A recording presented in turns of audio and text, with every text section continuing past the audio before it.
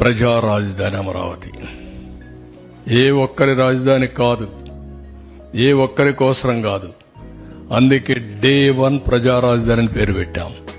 ఉపాధి కల్పన, సంపద సృష్టి, పేదరిక నిర్మూలన, 26 జిల్లాల అభివృద్ధికి ఆదాయ వనరు మన అమరావతిగా ఉండాలి. 175 నియోజకవర్గాల యువతకు ఉద్యోగాలు కల్పించే కల్పవల్లి అమరావతిగా ఉండాలి.